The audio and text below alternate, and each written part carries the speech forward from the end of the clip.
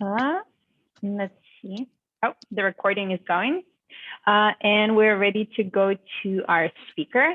And a speaker today is Deborah Atherly, who is from PATH, and she's the Global Head of Policy, Access, and Introduction at the Vaccine Innovation and Access Center. Welcome. Thank you for being with us today. And yeah, we're glad to have you. Karen, I think we can you. Over to Debbie's slides. Thanks, Anastasia. And for those of you wondering why I look like a 9-foot giant, it's because for some reason I couldn't launch Zoom on my computer, so I'm on my phone. But hopefully you can hear me just fine. I also, because of this, won't be able to see questions or comments in the chat probably. So just having Anastasia, you or Karen monitor those for me, and feel free to stop me as I go. Will do.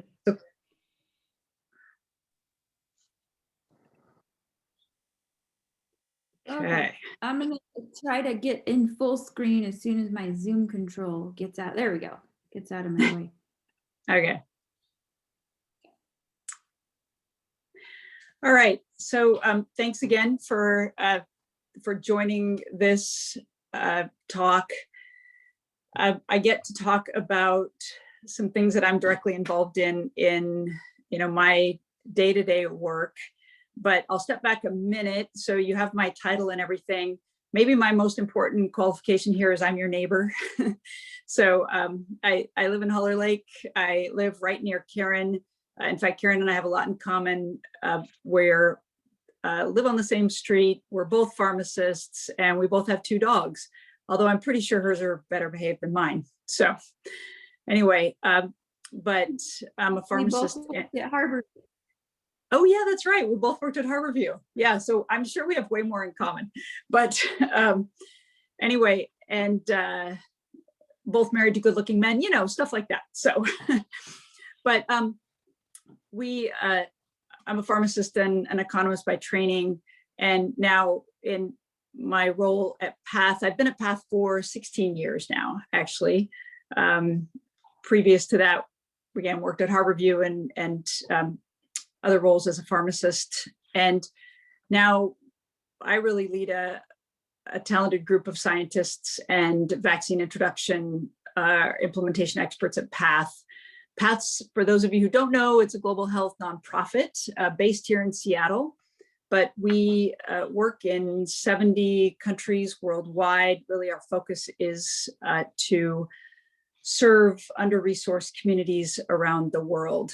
And so in my capacity at PATH, we help develop and introduce vaccines that meet the needs of those low resource settings.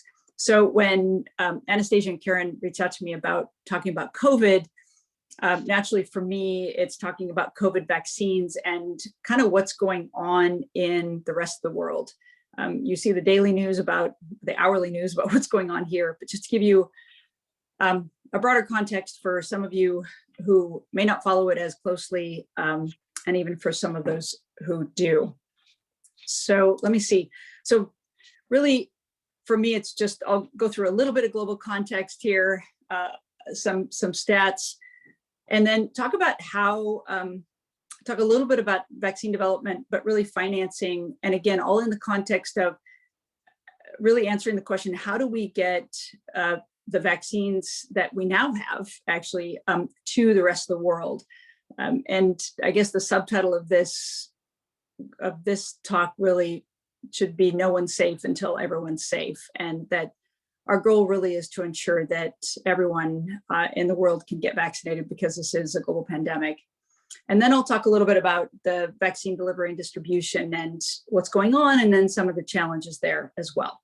So next slide. And then I think you can even go to the next slide there. So just did some title slides there. All right. This is more daily news stuff, but really COVID-19 has been a global disaster in many ways, not just from a health standpoint, from an economic standpoint. So with the global confirmed cases at 155 million over that, and global deaths at over 3 million, and then GDP loss just extensive. So, we don't have a rich world problem, we have a global problem. Next slide.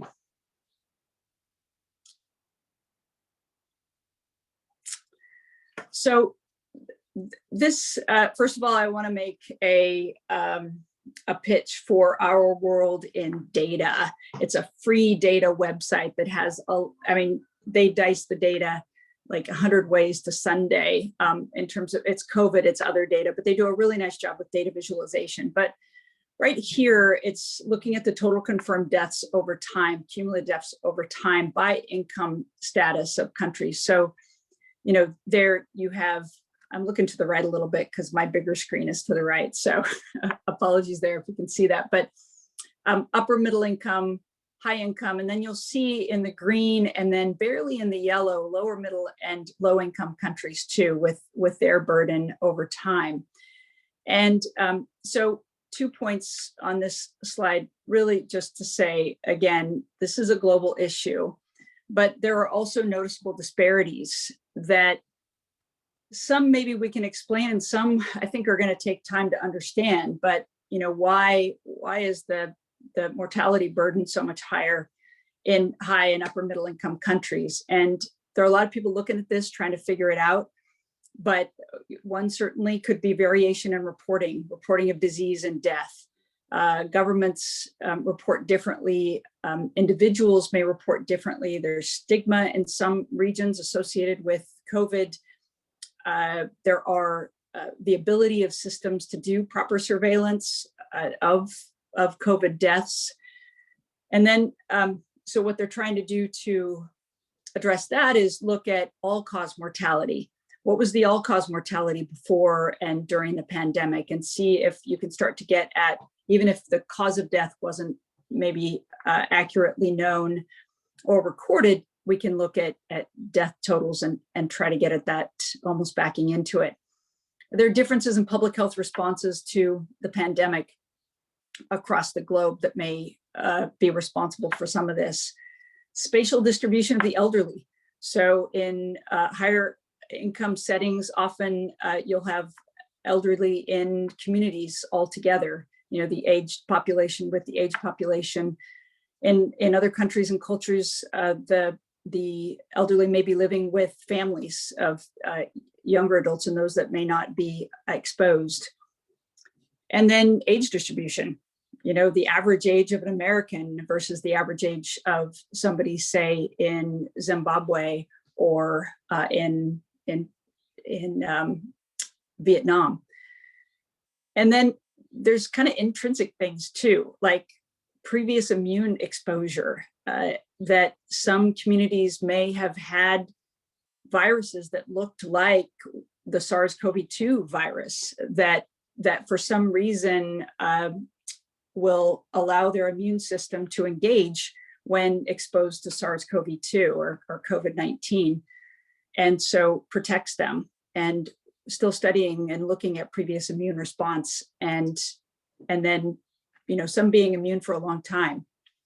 So again, we don't know exactly all the reasons. It could be a truly a mixture of these. It's certainly not one, but it could be truly a mixture and others as well. So next slide. Got you just in time, Karen, she came back in. Okay, so I promise I won't do too many of these sort of crazy, colorful graphs, but they are, I really do like them sometimes because they paint a nice picture. But this one, we're really looking, this is daily confirmed COVID cases over time, from the time the pandemic started till now, or 2 days ago. Again, this is by geographic region, a continent actually. And so what's interesting here is that really we can see over time that red on the left-hand side is China. So China had all the cases reported at the beginning, and even to date now, they've only reported 4,600 deaths. Very few deaths since that original surge. But then as you look at the graphs here, you see that if a graph, this is about 100%, sort of the 100% attribution of cases by region. And so the regions kind of go up and down. You know, you can see that the pink area is Asia excluding China. So they had a surge and then they went down and they had a surge. And you'll see in that pink lower one that heavy duty surge right now is India. So we're obviously seeing things just go nuts in India right now, whereas their death cases were much lower, say over the winter. And now in North America, North American cases represent only about 8% of the global total, whereas before it was much higher. So again, I think it's just giving us a picture that this pandemic doesn't go one direction in one place. It goes up and down. It could be seasonal variations and other things we can't explain. I don't think people really predicted the outbreaks in India, for example. So again, just a picture of basically the background patterns of this tell us that there's still a lot we don't know about this virus, despite the fact that we've learned a ton in just a very short time. Next slide. So I'm sorry, well, they're very small for me on my phone, but these are just quotes. I'm not going to read them out, but you know, I think they're really quotes about the need for a vaccine, and not just for vaccines for some, but vaccines for all. And this goes to that message of no one's safe till everyone's safe. And everyone from Secretary of the United Nations to presidents of France and South Africa and Norway, again, just buying into the idea that we have to figure out a way to vaccinate everyone, or certainly get herd immunity, global herd immunity, which is something we haven't had to do before, really. If you think about other epidemics that have arisen in our more recent lifetimes, whether it's Ebola or MERS, which is Middle East Respiratory Syndrome, or SARS, they ended up becoming limited. They sort of petered out after a while. And in the case of Ebola, was contained to certain regions. So really a global pandemic, as you know, is unprecedented. But I think some of the challenges of getting vaccines, not just to the United States and Europe and other places, but to the rest of the world, poses a huge challenge. Next slide. So we've made a lot of progress. We'll talk about that in a minute. But on the other hand, you can see from this slide, when you look at the COVID vaccine doses administered per 100 people as of yesterday, certainly the United States is doing relatively well. Argentina there, a few others in that dark blue, but a lot of the world's pretty light right now in terms of number of people vaccinated. And so we are really working hard to try to change that scene and increase vaccination rates around the world. Next slide. So I threw this slide in here. It's a little bit older, but if I had to describe the goal of my job over the last 15 years at PATH, it would be this. It's narrowing the introduction gap between, in this case, this is kids, but the introduction gap between vaccines that are introduced here in the United States and vaccines that are introduced in developing countries. And we've had a lot of success in childhood vaccines. So in this particular slide, you're looking at, we'll take the red line here. It's Haemophilus influenza B and vaccine, which is something that is typically given now to kids in the United States. And that red line is in high income countries. And if you look at the green, that is Hib introduction in low income countries. So probably about 15 years delay here. But if you look at pneumococcal vaccine in the blue in low income countries, and then the yellow, I'm sorry, the blue in high income and the yellow in low income countries, that's more like a 5-year gap. And in some cases with certain vaccines, we've literally introduced the vaccine within a couple of years, some other vaccines within a couple of years of them being introduced in the United States. So a lot of momentum was started in the childhood vaccination world in trying to ensure that, again, kids get vaccinated, people get vaccinated. But I think with COVID-19, we are obviously trying to close that gap too, much like we closed the gap with development of these vaccines.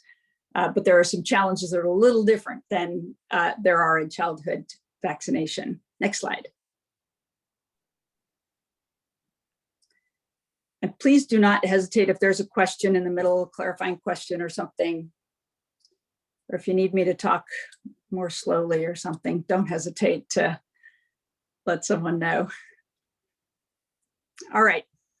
I have a question. Yes. I'm sorry. Yes, you were moving along at a pretty good clip there. Okay. Back to the, you don't have to go to the slide, but back to the continental graph that you showed. Yeah. Did China eradicate COVID? Tell me what happened there. Or Yeah. are we not getting their information? I don't get that. Right. Yeah. So all I will say, probably as diplomatically as possible, is that is all that those are all the data that are being reported. Right. There it is. There it is. Okay. So we don't know. Got it. Yeah.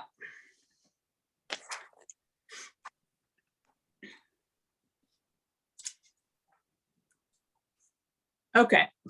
So I'm going to talk just a little bit about the vaccines themselves, not the technical aspects so much, but because that would be the topic of a multi-hour conversation probably, but really talking about how do we get these vaccines there, and what are some of the challenges, not just in development really, but in financing, and the efforts that have been underway since this pandemic started to ensure we could do this. So this is just a slide about, you think about the companies that are involved in developing them. What risks are companies worried about?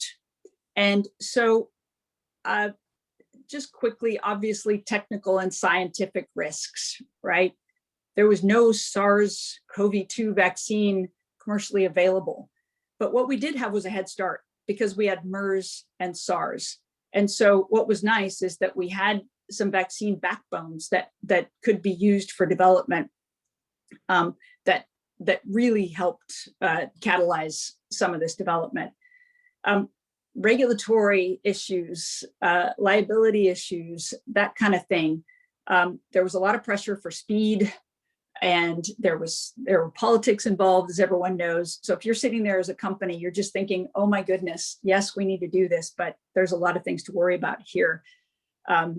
Demand, certainly we knew there was going to be huge demand right away, but at the beginning, uncertain whether or not there would be demand after this pandemic went away. Right now we think maybe there will be a need for a booster dose, but you spend a lot of money and then you have a vaccine that people only need for 5-6 years, and then they don't need it anymore.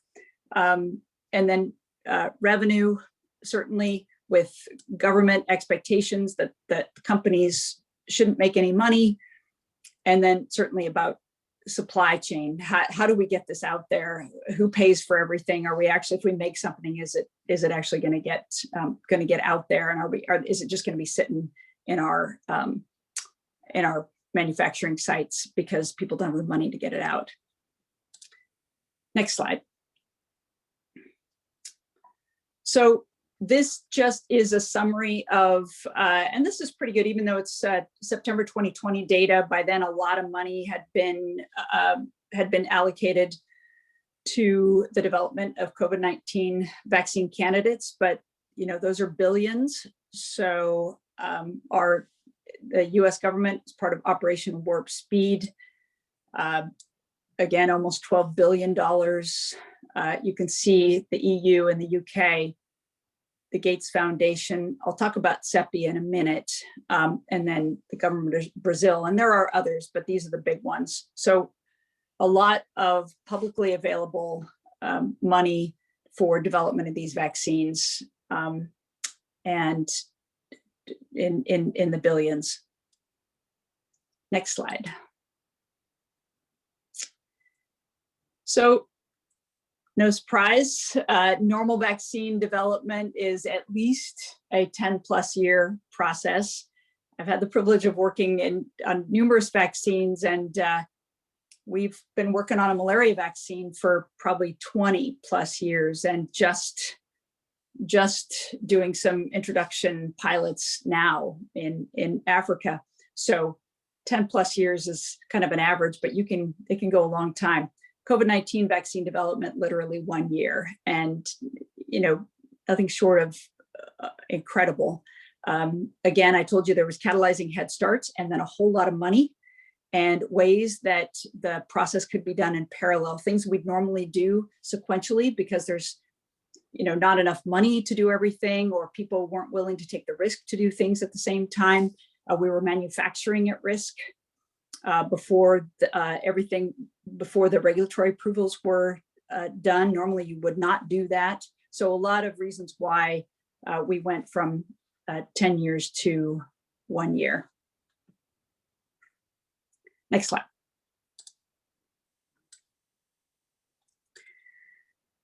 All right, so we heard a lot about Operation Warp Speed in the United States, but something that was going on in parallel is something called kovacs. And kovacs, what is kovacs? It's really a partnership between the World Health Organization, Gavi, which used to be called the Global Alliance for Vaccines and Immunizations. So it's a group that really purchases on behalf of developing countries, purchases vaccines. And then CEPI, the Coalition for Epidemic Preparedness and Innovation. And that group got together with a lot of other partners, including UNICEF and a lot of other names you'd recognize. And the objectives of the COVAX group were to end the acute phase of the pandemic by the end of this year, to deliver 2 billion doses by then, to develop and support an actively managed portfolio of vaccine candidates, to guarantee fair and equitable access to COVID vaccines, and to offer a compelling return on investment by delivering COVID-19 vaccines as quickly as possible. So I'll tell you a little bit more about it in a minute here, but this was just much like COVID-19 vaccine development, revolutionary in the medical products field, is to have a group, these groups come together with funding to try to address the needs of countries that would not be able to afford the COVID vaccine themselves, but we knew had to have it. Next slide. So each group had a role in this COVAX facility. One was supporting vaccine research and development, manufacturing. Another one, Gavi, was pooled procurement and incentives for manufacturers. And then the World Health Organization does what they normally do, which is providing guidance, guidelines to countries, being there as the safety regulators and the efficacy regulators, kind of acting as an FDA, a Food and Drug Administration, on behalf of lower income countries. And then a lot of other partners.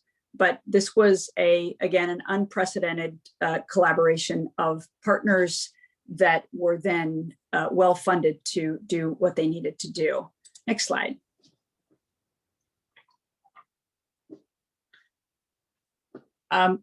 So trying to decide if I should go through this one. I think I'm going to skip to the next slide, Karen. Yeah. So basically, within this, there was something called the COVAX facility. And I think for any of you that have run a business or know about business, it's like you're trying to match demand and supply, right? That's probably the simple explanation of this.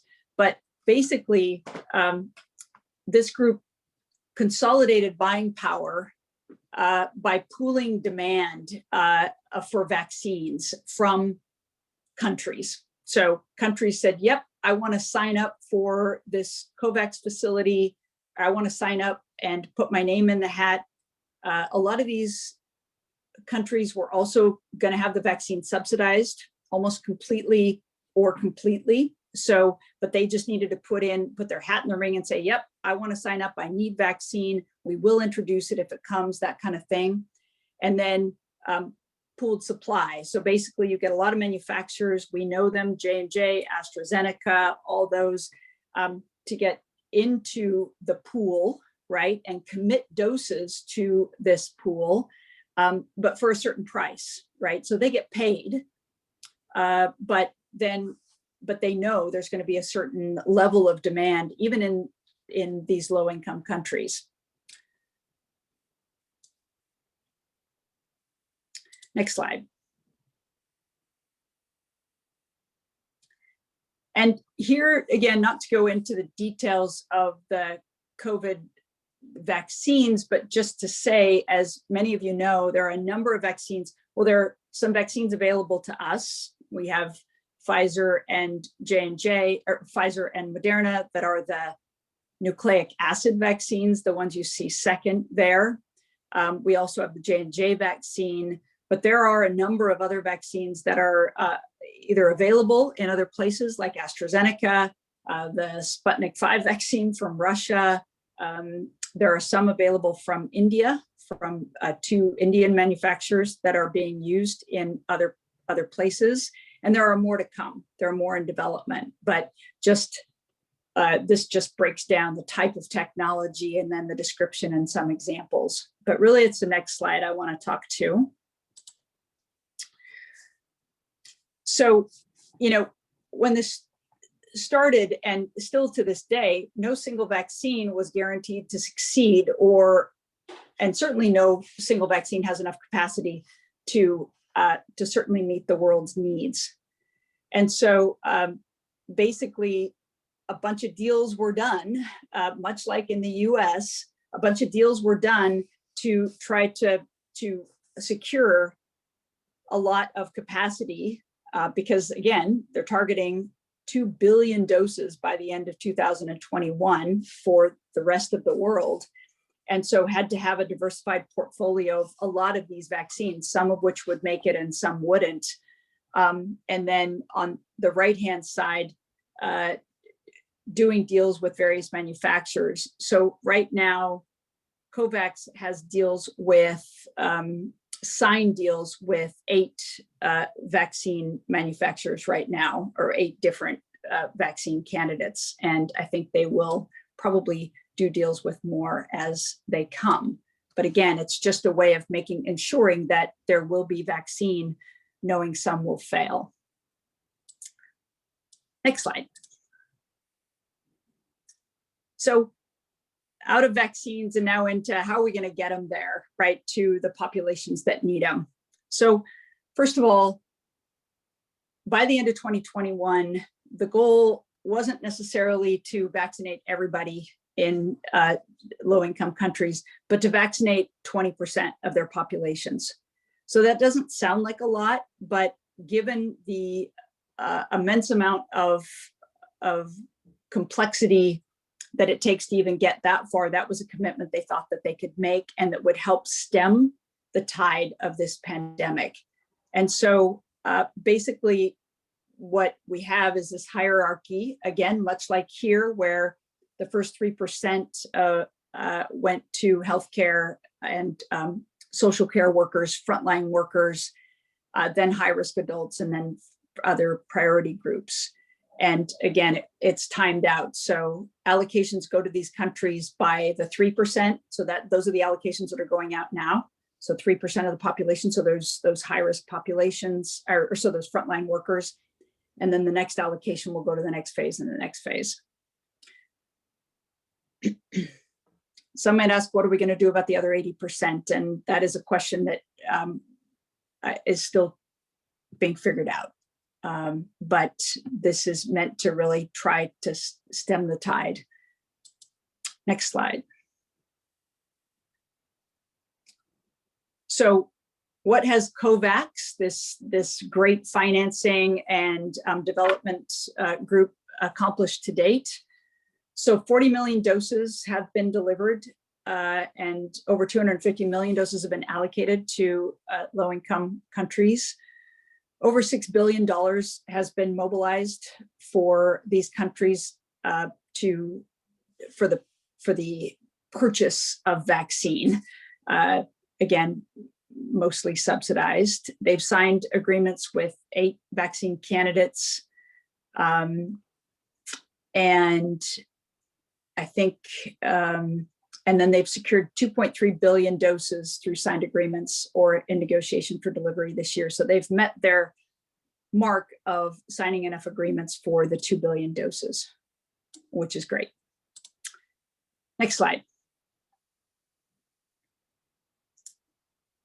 So I think oh, sorry, I had skipped 2 ahead. There we go. So I just thought this was sort of a curiosity slide, just to give you an idea of who funded this work and to what extent. And so for me, this slide looks a lot like the landscape of the people who donate to global health in general, the countries, a lot of the European countries, as well as a number in the middle there.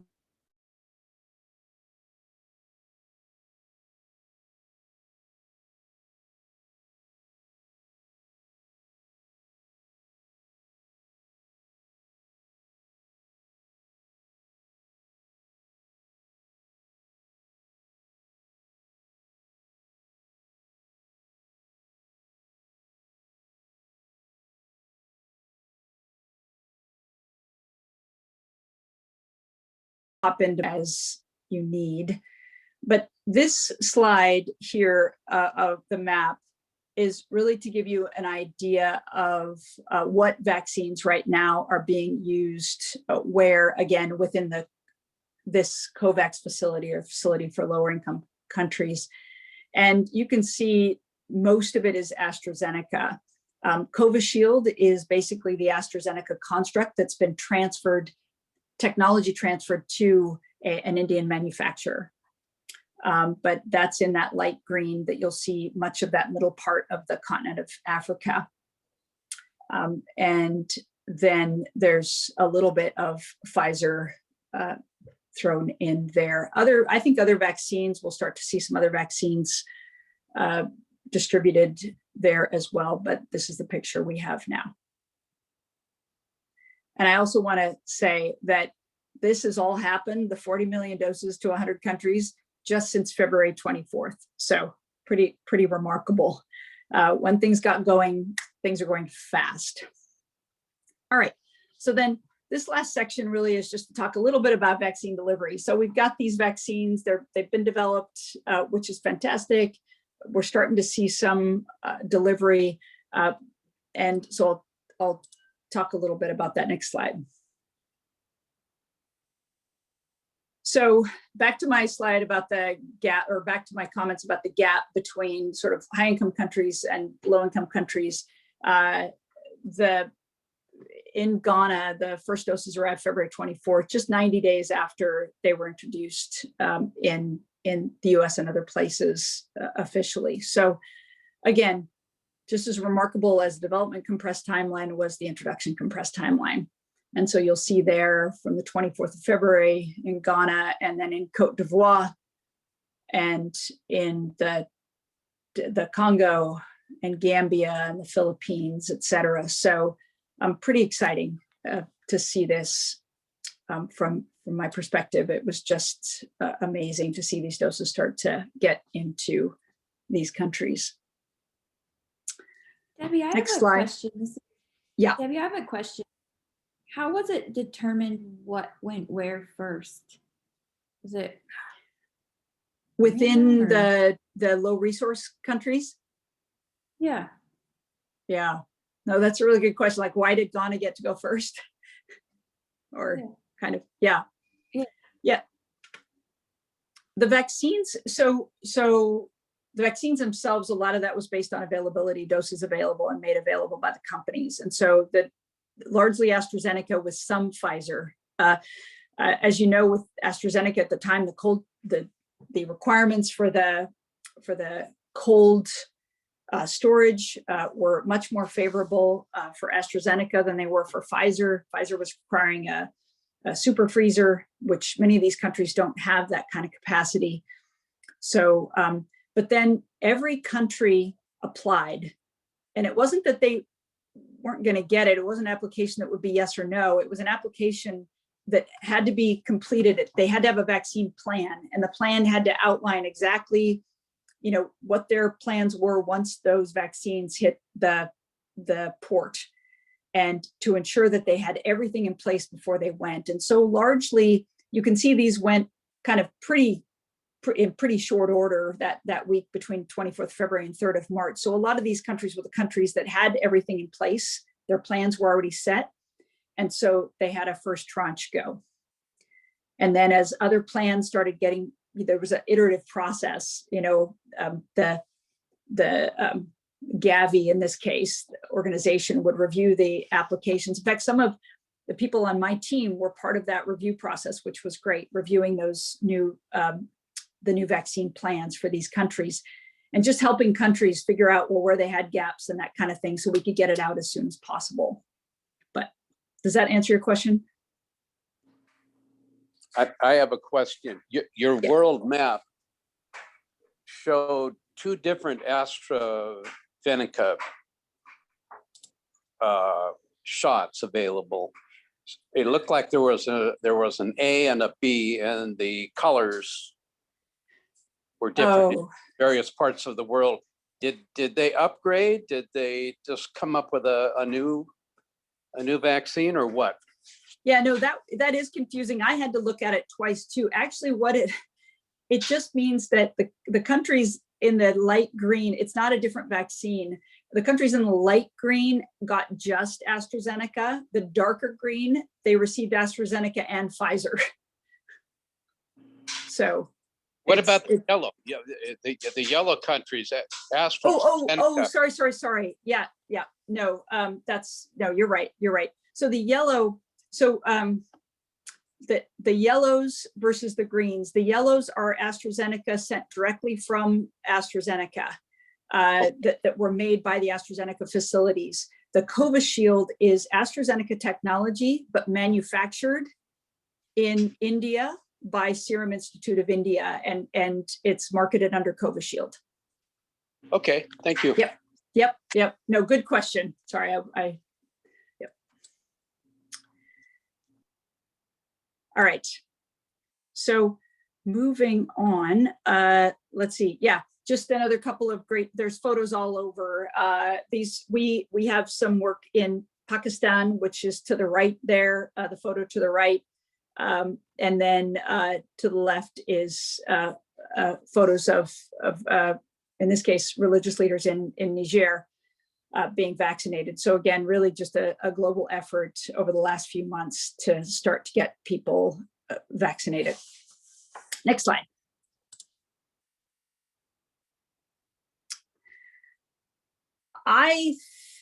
Let's see.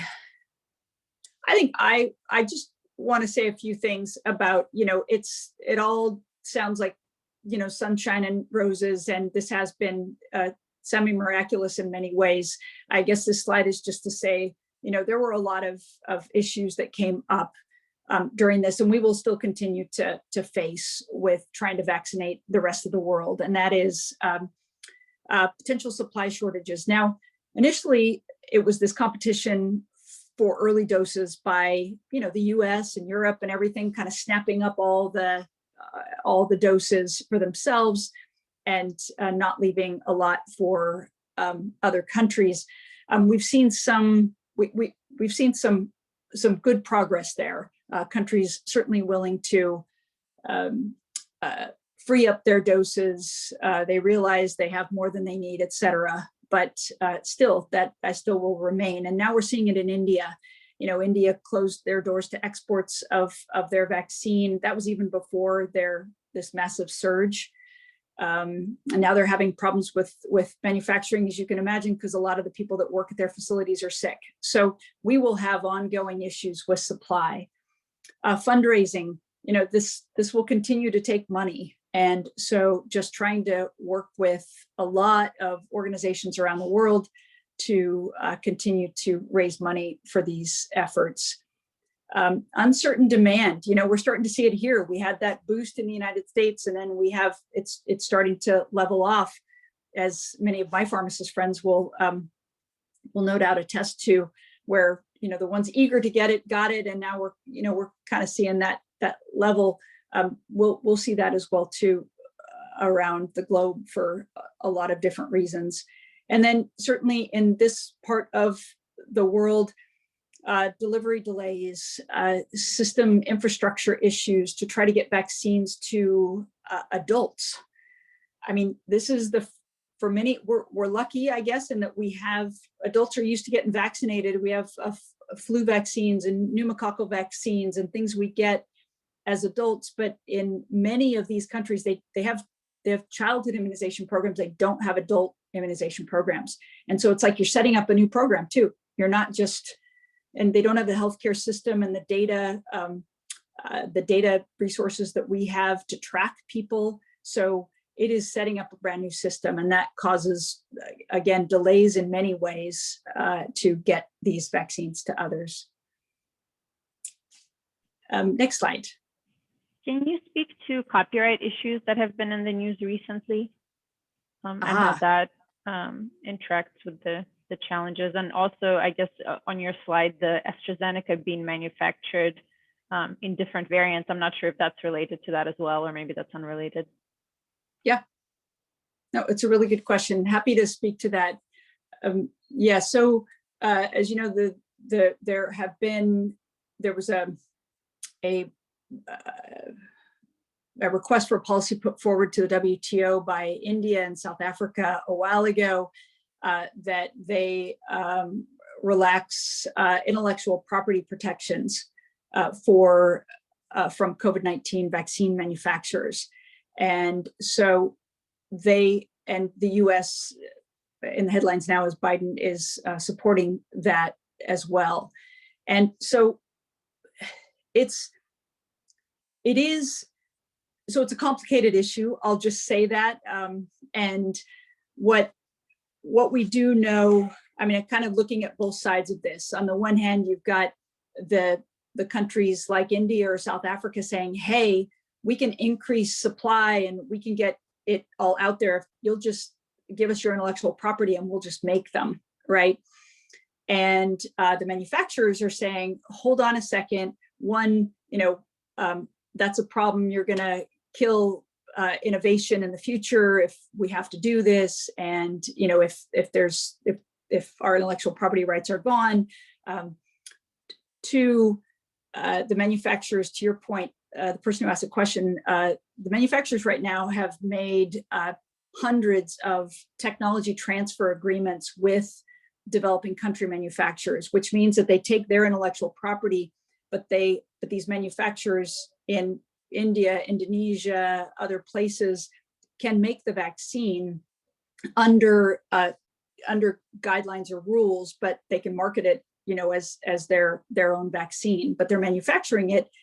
And the companies say, hey, we did that so that we could expand supply because we couldn't possibly supply the whole world ourselves. So they'll say, look, we're doing things already to make sure we get supply. So, there is a push and pull here. So it'll go to the WTO. The World Trade Organization is a consensus organization. So this is my guess. I guess I'm being recorded, so I'm on record, but it's just a guess, is that, there'll be some compromise. There'll be some sort of, whether it's a limited time or it is a limited time period for that IP relaxation, or it'll be limited scope, that kind of thing. That may be what happens here. The reality is going to take a long time. And So in the meantime, we got a lot of work to do to get these vaccines out, regardless what they decide to do with IP. Does that help? Yeah, that answers it. Thank you. Okay, great. All right, so last section here is really just to give you one country's mini version of their experience, and that's Ghana. PATH has a country office in Ghana, and you can go to the next slide. They were proudly the first African nation to receive vaccine, and so they were very excited about this. So this is the first shipment of 600,000 doses of AstraZeneca vaccine to Accra, the capital. And then if you go to the next slide, that is His Excellency, so the president of Ghana, receiving his first jab. And to date, the country has immunized or has given about 850,000 doses of vaccine. But I think one thing to note, in many of the countries where we work, it is very important to see leadership do whatever they want the population to do. And it's political will is really important. And so I think this is a very common scene here, and especially I know in the immunization space anyway, is that what you want to do is make sure that everybody gets a vaccine, but certainly it is super important that that people see their leadership getting vaccinated. So thus this picture here. Next slide. To get to the 850,000, they really from this early March to this is just through April 20th. They're over 1 million now, I guess, but is that they vaccinated a lot really quickly over time. So exciting things there. Next slide. And again, for all the good news, there's also challenges too. And I'm just gonna go over a couple of these here, but much like vaccine hesitancy or skepticism here, that it is also exists there.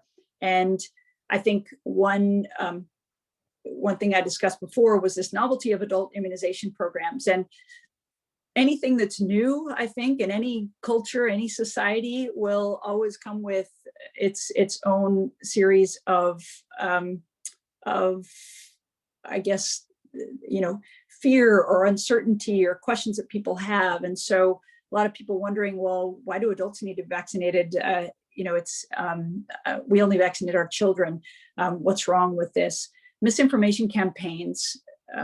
What's interesting is that groups have tracked where misinformation is coming from, say on social media and that kind of thing. And in a couple of vaccination programs previously, including the malaria vaccine program I talked about before, a lot of the misinformation was initiated by people from the country, say in this case, Ghana, living outside Ghana, living in other countries, which is, yeah, I don't know why, but that is the way it was. And then this view that COVID-19 is really a rich country disease, and it doesn't really affect them, and a host of other reasons why there would be through this vaccine hesitancy. Personnel training, system limitations. This is across the board, not just in COVID. Again, creating a new system to immunize adults, shortage of staff, and then expanding immunization programs to reach populations. So, as a pharmacist, and Karen too, we are involved now in a really cool program to help train pharmacists to vaccinate. They have here, it is part of it's just part of the regulations in the medical care system that pharmacists are part of that vaccination team in the US, but in many countries that's not the case. And so we are trying to expand the types and numbers of vaccinators that Ghana can have, including pharmacists, which will be really, really helpful. And also get out to rural populations where you may not have hospitals or large enough clinics.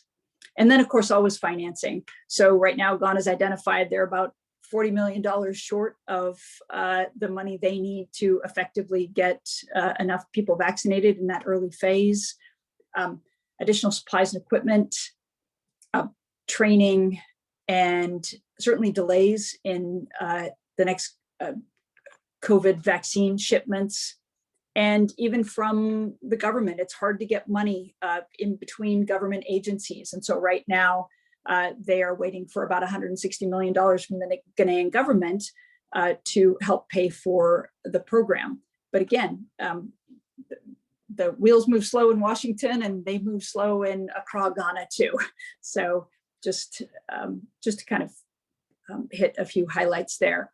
I think there are a lot of groups, UN agencies, groups, nonprofits like PATH and others too, really trying to help these countries get ready and to scale up as well. So although there are challenges, there are also a lot of solutions that are being hatched as we speak. And that is it for me. So thank you very much for your time.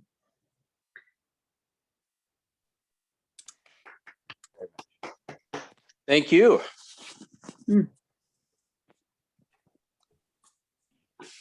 I have a question. Can you speak a little bit to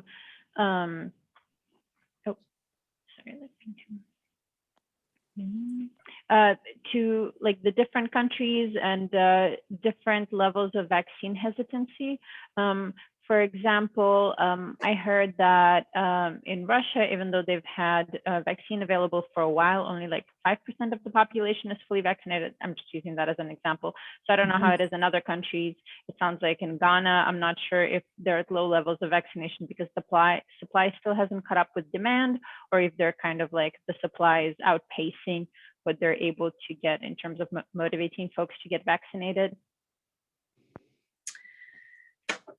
Yeah, so there are regions, it seems as though vaccine hesitancy is pocketed, you know, and I'm not a vaccine hesitancy expert. There are actually experts out there. There are people and groups that do this for a living to try to understand what the issues are. But what I know from my experience is that it really is pockets. And I know for sure in in Eastern Europe, for example, there are large pockets of populations, and some of it's cultural, some of it's government and individual relationships there that have created a great deal of vaccine hesitancy. And so, you know,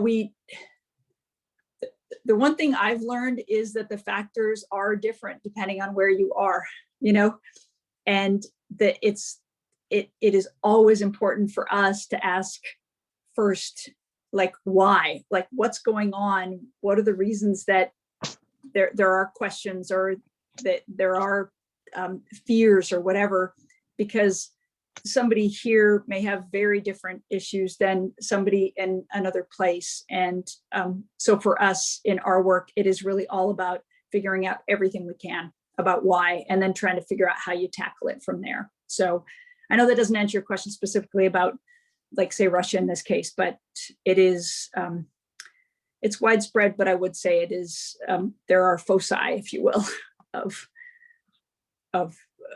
those groups or areas.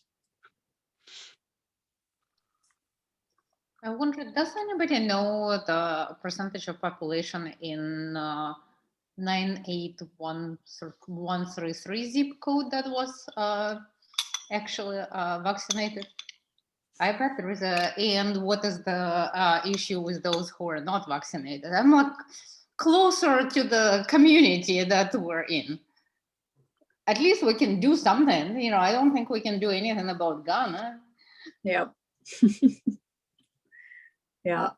I can, this is Karen, I can tell you that about a month and a half ago, that exact zip code 98133 was disproportionately under vaccinated compared to elsewhere.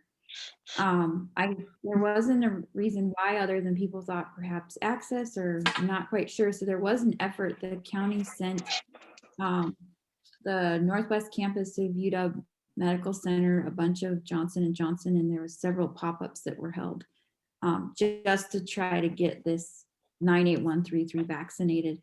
They also opened up a new site in Shoreline because Shoreline was disproportionately vaccinated as well. And so that opened up about 2 weeks ago. So that's been happening right in our own backyard. Yeah. I'd be curious what people think. I just heard recently that some groups are starting to give incentives, like gift cards, or, they're even talking about cash for vaccines. And on the one hand, somebody said, well, wait a second. People who are skeptical are going to say, well, wait a second, if this is supposed to be good for me, why are they paying me to do it? And on the other hand, other people are saying, hey, maybe some people just need a nudge. I'd just be curious what people think. No. Carolyn is saying that beer was offered somewhere as an incentive. Ethan has a question. Yeah, I noticed that Canada is on the list. Obviously not a poor country. Were there other developed countries that joined the pool to just, and Yep. why? What was their incentive? Yeah, no, really, really good call out there. This talk would have been 2 hours if I kind of tried to explain all of kovacs. I guess kovacs, I focused on the part that was really about the poor countries, but what the group did that started it was to say, hey, there are a number of higher income countries that may want to buy into this because we're getting a pool of vaccine manufacturers in with doses guaranteed, and they may want to buy in so that they can be assured that they get vaccines. Because say, they don't manufacture their own vaccines, right? So say the ones in the US failed, say at the very beginning, we weren't sure, they would buy in as a way of mitigating their risk. And that helped a lot.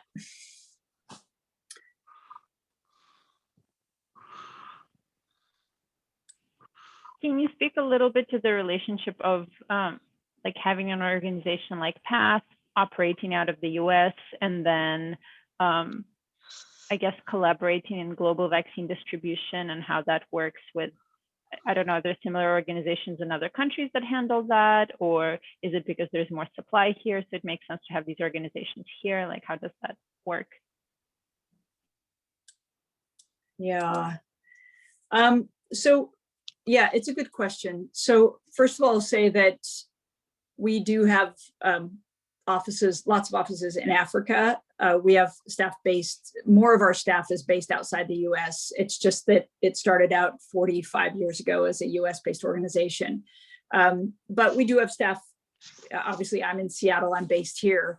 And I can say that PATH as an organization is starting to migrate south, if you will. In other words, that more and more, as we see our future moving more south.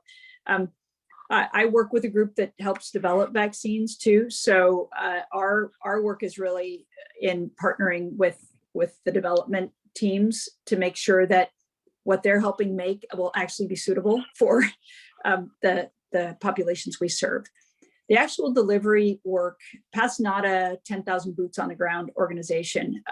We are a group that really helps facilitate the work that's done in country, whether it's in Seattle or our staff, like a lot of my staff live outside the US. And so we really work with the ministries to help provide technical assistance to them in planning, in liaison with other partners in country, et cetera. So it's not as though we are not sending Seattleites to Accra to help introduce vaccines. If that makes sense. We do research. We will help with research. So evaluating programs for introduction. We evaluate vaccines. you know, that kind of thing. And you'll have some Seattleites going there to help with research projects. But yeah, that.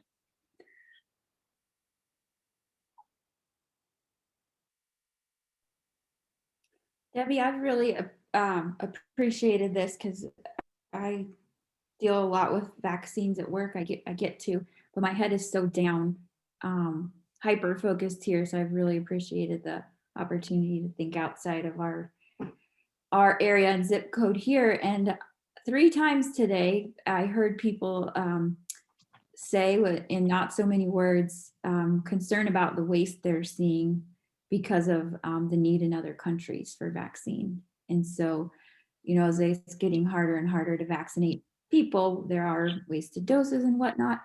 Is there, in fact, a link there that if we waste less in the US, that the other countries will get more? Yeah, that's that age-old economic question, right? You know, if, yeah, food or other things, right? If we can somehow reduce our waste with those, is there this allocation mechanism that just sends it straight to where it's needed? And that's always complicated.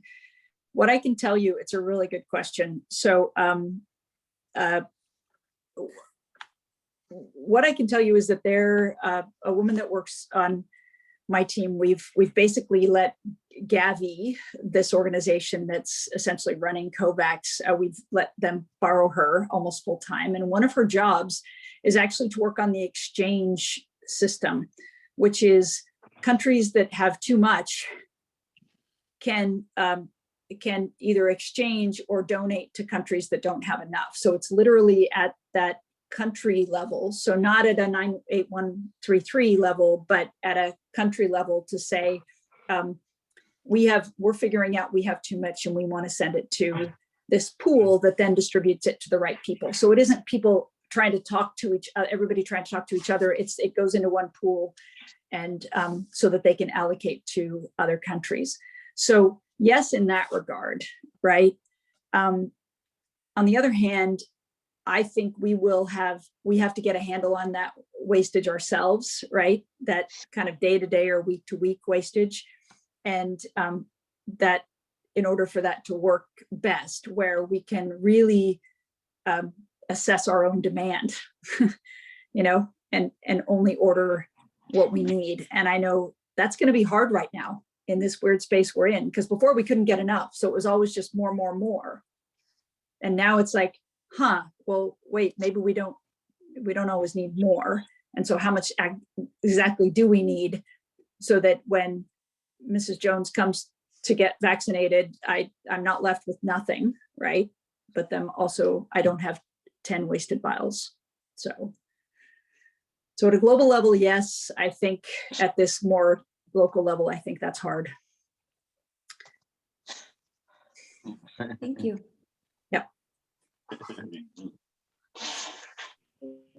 There's a question in the chat box. Said owner writes, DRC donated hundreds of thousands of doses to neighboring countries because they could not use them in a timely manner. The actual vaccine delivery is difficult in these resource-poor countries.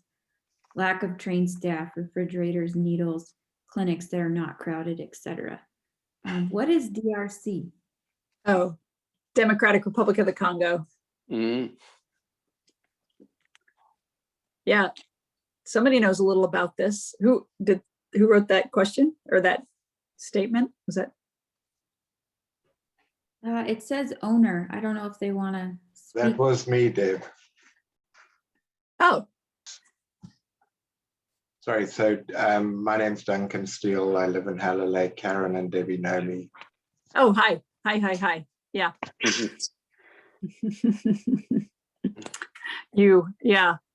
Yeah. No, he's also my better half. So yeah. So I don't think there's a question in there.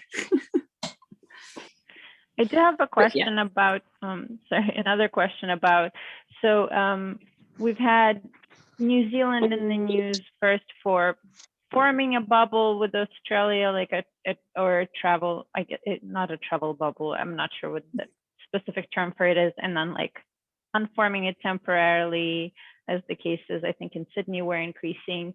Do you know what we're doing in the US in terms of like helping our neighbors, like Canada and Mexico specifically? Is there anything that's specific to, like trying to, basically help the countries that are adjacent to us specifically? I honestly don't know the answer to that. I wonder if anybody else does. If there's sort of a North American agreement about things, whether that's shared doses or travel related issues. I mean, we know that the US and Canada have had the border closed for quite a long time, but I don't know if anybody else knows. Is Mexico part of COVAX as well as Canada? They both, is it just Canada? Do you know by any chance? I don't know. I think Mexico's engaged. We don't work ourselves in Mexico. It's probably considered a middle income country. Tend to work with the low and lower middle income countries. Pretty sure they were on your chart. Were they? Yeah. I mean, almost many countries signed in.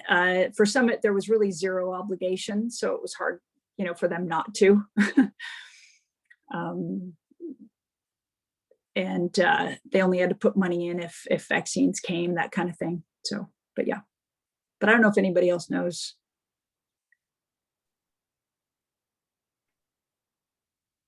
So I'm wondering about countries like New Zealand that controlled the infection very well and so aren't in a rush. Are they waiting in line behind the countries that didn't control it so well to vaccinate their citizens? Or how's that going, do you know? I don't know. To be honest, I don't know where New Zealand sits with vaccination rates. After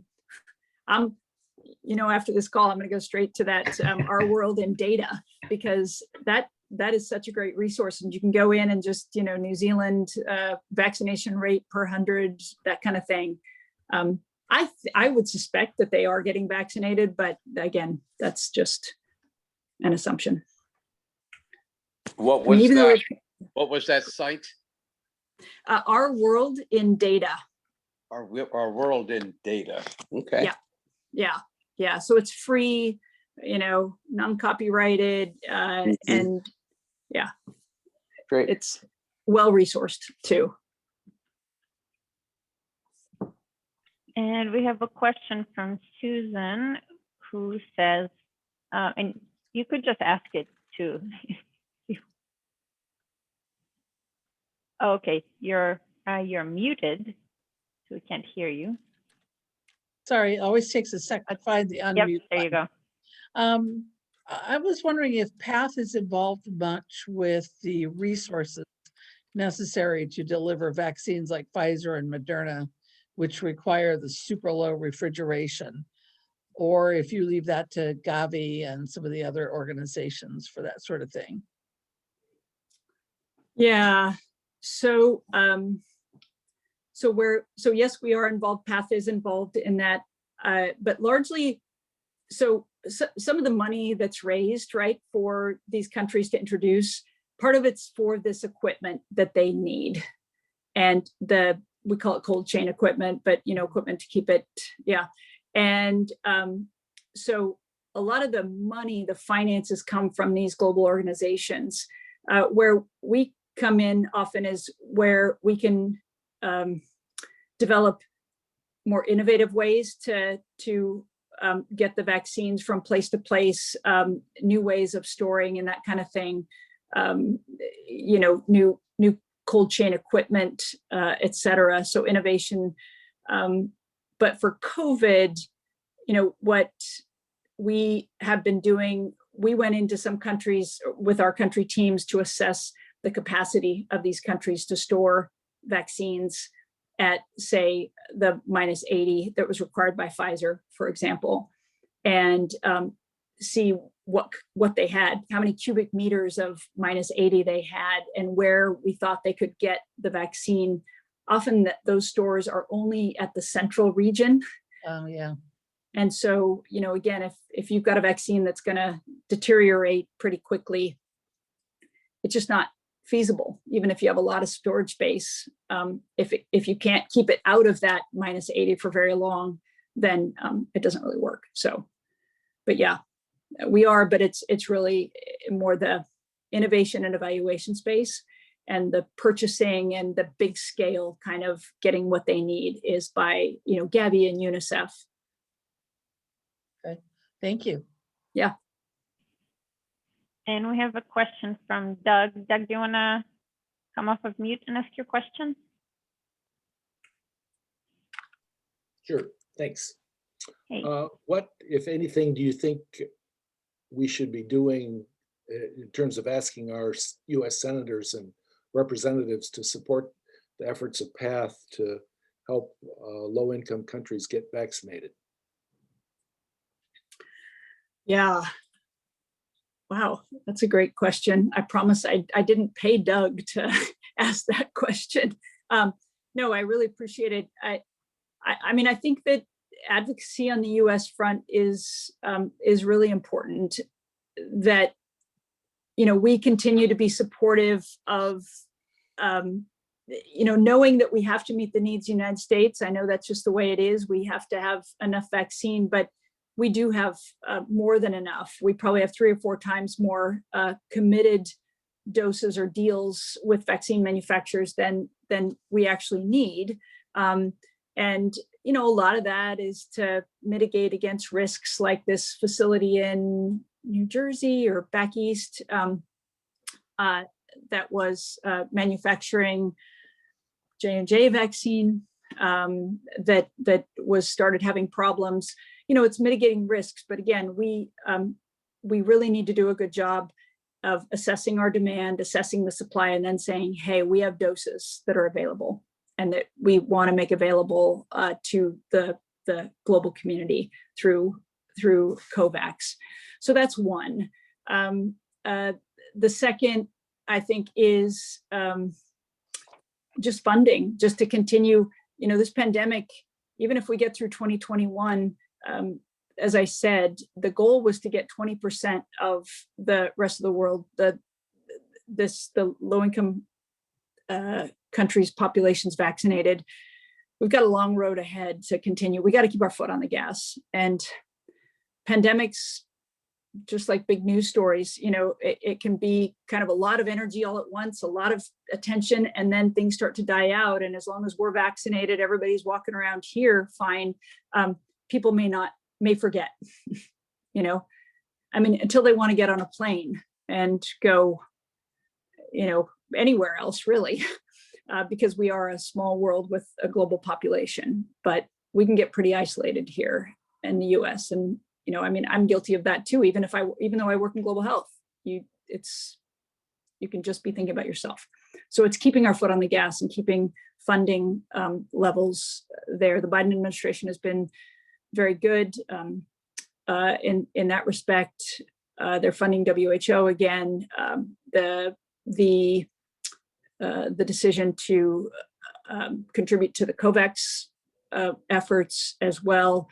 So it's all good. It's all pointing in the right direction. But I think it's going to be the durability of this and the sustainability that's going to be a real key, is keeping our foot on the gas. So thanks. Maybe we have 2 minutes left, so maybe one last question to close things out is, from everything that you're seeing, you mentioned at the beginning that the goal is to reach global herd immunity. Is that looking like a realistic goal? But you saved that question for last. I think we're a ways off. I got to be honest. We and it isn't. Again, I'm an optimistic person. I am by nature, and if what we've seen that we've been able to do in the world so far, we can continue doing, then yeah, I think we can get there. I am worried about this kind of fatigue that happens, whether it's just government fatigue, donor fatigue, that kind of thing. And we have to keep the energy up and we have to get there. But, you know, the sexy vaccines, you know, some have been developed and that's really cool and all that. But now we're in that kind of grind where it's not as sexy to say, hey, we're at 30% coverage, let's get to 60. You know, people want to hear, a new vaccine was just approved today. Not we ratcheted up another 5% in coverage. So yeah, so I do think we'll get there. I think it's going to be a while.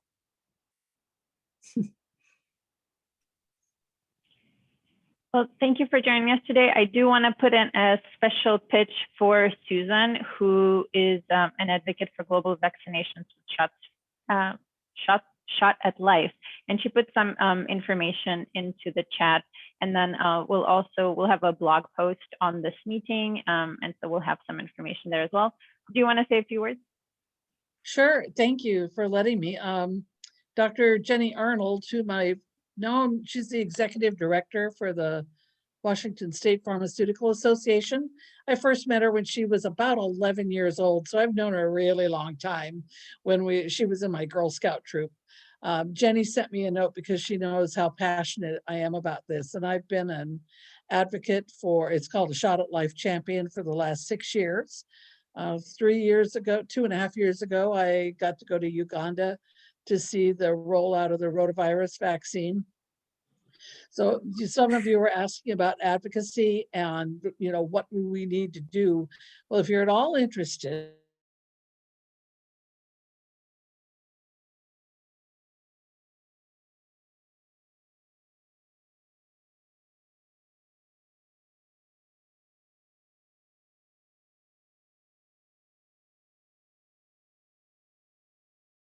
and if you're interested, you can apply, and they give you amazing tools and information to go out and talk to your representatives, senators and reps, which is just fabulous. So, you know, great information for anything.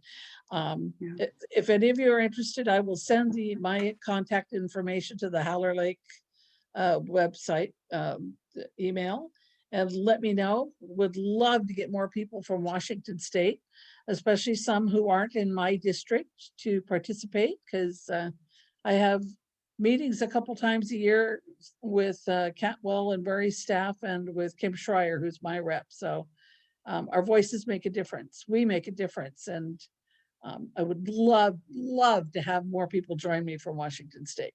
So that's it. Thanks for letting me piggyback off this. I really appreciate it.